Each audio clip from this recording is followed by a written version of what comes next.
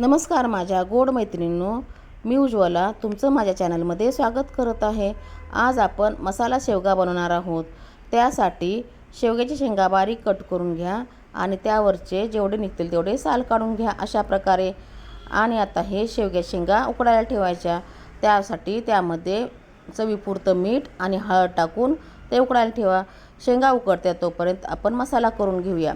त्यासाठी आपण 2 मोठे कांदे आणि 1 मोठा टोमॅटो स्मॅशरने स्मॅश करून घेतला होता। आता आपण फोडणी करूया। फोडणीमध्ये आलं लसणाची पेस्ट टाकून कांदा टाकून घ्या आणि कांदा थोडासा सॉफ्ट झाला की त्यामध्ये टोमॅटो टाकून घ्या। कांदा आणि टोमॅटो लवकर शिजण्यासाठी त्यावरती मीठ टाकून घ्या आणि ते छान शिजवून घ्या। आता आपला कांदा आणि टोमॅटो छान शिजला आहे। त्यामध्ये आपण आता मसाले टाकून घेऊया। मसाल्यामध्ये आपण हळद, गरम मसाला, जिरेपूड, लाल तिखट आणि काळा मसाला टाकून ते त्याच्यामध्ये छान एकजीव करून घ्या।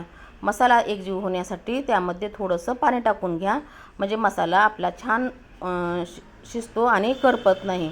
आता ही छान मसाला शिजल्यानंतर त्यावरती शेंगदाण्याचं कूट आणि बारीक चिरलेली कोथिंबीर टाकून घ्या आणि त्यावरतीच आपण शिजवून घेतलेल्या शेवग्याच्या शेंगा टाकून घ्या आणि त्याला छान कोटिंग करून घ्या।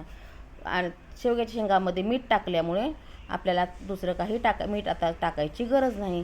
आता त्यावरती थोडंसं पाण्याचा हापका टाकून ते झाकून ठेवा।